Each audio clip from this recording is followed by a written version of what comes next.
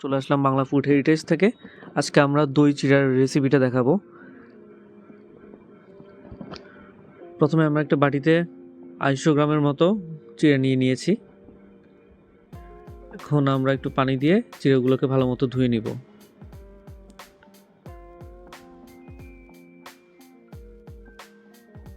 দই চিড়াটা মোটামুটি গরমকালে খাওয়ার জন্য খুবই ভালো, কারণ তখন ঠান্ডা দইয়ের সাথে এই খাবারটা খেলে শরীর ও মন সতেজ থাকে।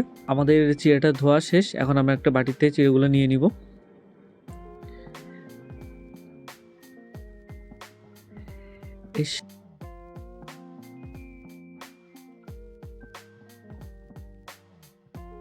সাথে দিব আধা চামচ লবণ দিয়ে ভালো মতো মাখিয়ে নিব।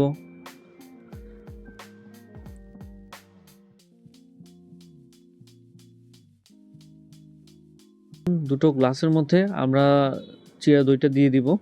প্রথমে আমরা 1 লেয়ার চিড়া দিলাম দুটো গ্লাসেই।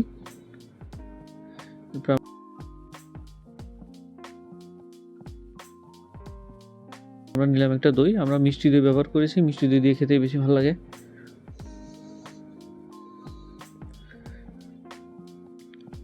আমাদের দইটা দেওয়া হয়েছে, আমরা আলাদা আলাদা লেয়ারে দিব যেন একটু আলাদা ফ্লেভার আসে।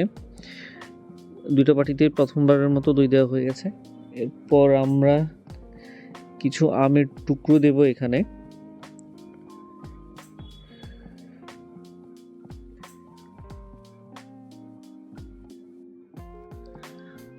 আম দেওয়ার পর আরও 1 লেয়ার আমরা চিড়া দিয়ে দিচ্ছি।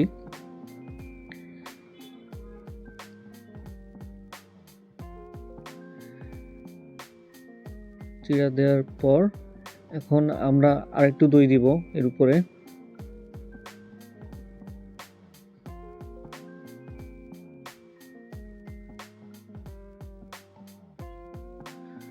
দুই গ্লাসেই দই দেওয়া হয়ে গেলে আমরা আর কিছু স্লাইস আম দিয়ে দিচ্ছি গার্নিশিংয়ের জন্য।